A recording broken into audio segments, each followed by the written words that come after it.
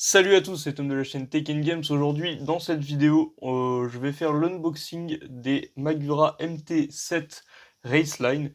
Donc après avoir déballé les MT5 Fabio Wimmer il y a quelques jours, quelques mois, je vais maintenant faire l'unboxing des MT7.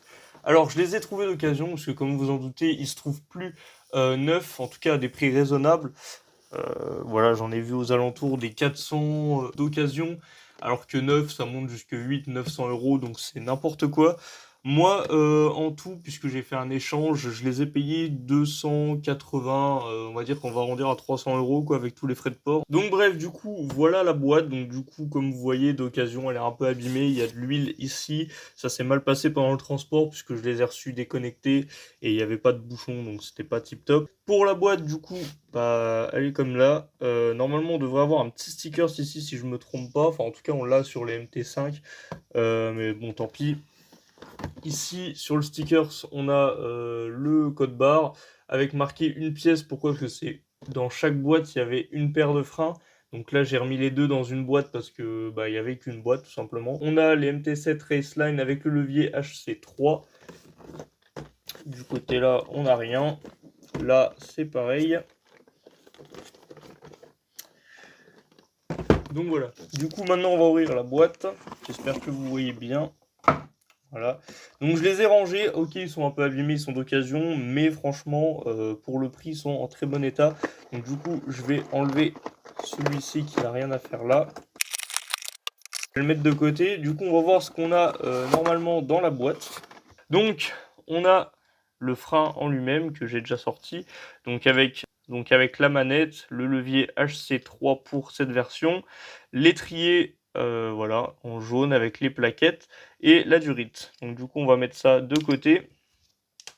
On va voir ce qu'il y a à l'intérieur de la boîte. Donc on va enlever ça. Hop. Déjà, on a un disque avec chaque frein. Donc un disque Storm HC, donc celui-ci étant 203, on a une étiquette de 180 parce que je pense que l'ancien propriétaire a dû garder le disque de 180 vu qu'il roulait en enduro. Donc voilà, le disque est à l'intérieur. Voilà. Ensuite, on a le manuel pour les disques, donc comment les installer, tout ça, avec les caractéristiques.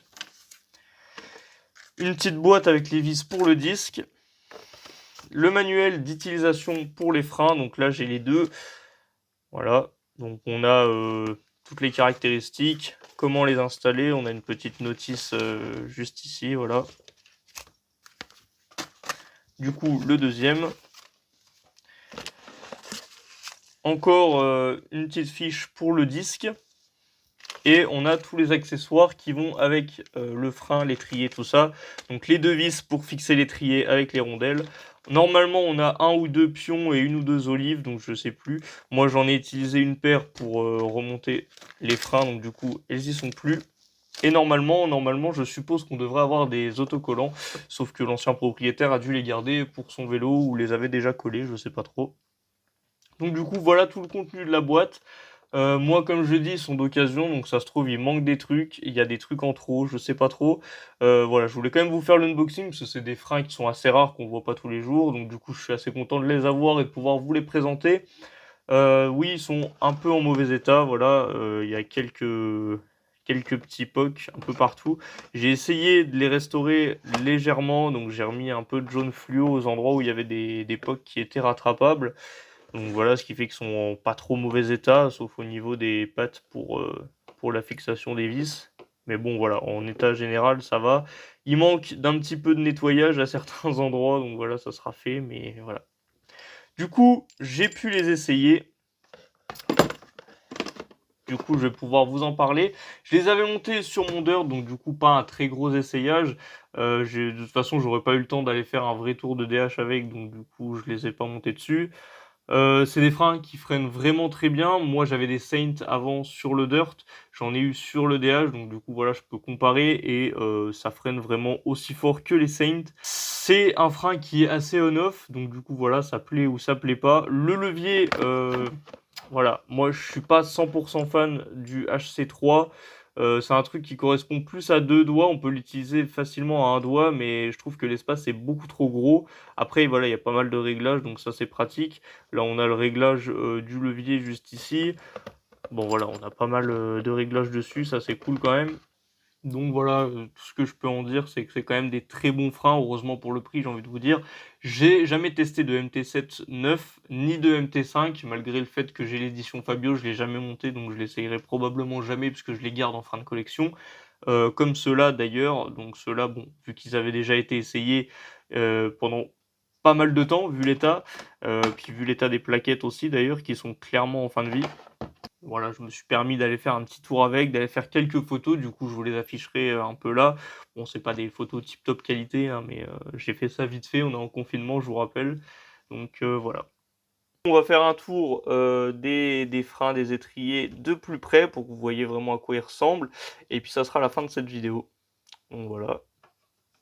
Les étriers sont vraiment très sympas. Alors en vrai, dans ma main, ils paraissent pas énormes, mais en vrai, montés sur le vélo, ils sont vraiment fat. Enfin, sur le dirt, en tout cas, ça donne vraiment une impression de taille. Hop, voilà pour le levier, le petit sticker Raceline qui est vraiment très sympa. Là, voilà, la petite attache jaune fluo. Personnellement, ça ne va pas du tout sur mon dirt, l'attache jaune fluo, malheureusement. Contrairement à l'étrier qui rend vraiment super bien. Mais voilà.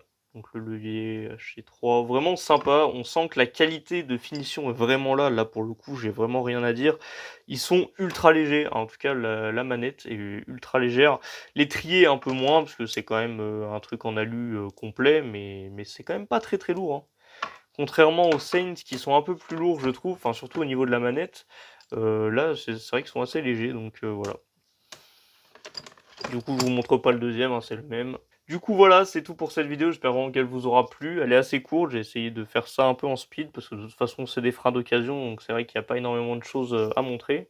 Du coup, c'était Tom de la chaîne Tech in Game, j'espère vous retrouver très bientôt pour une prochaine vidéo de vélo.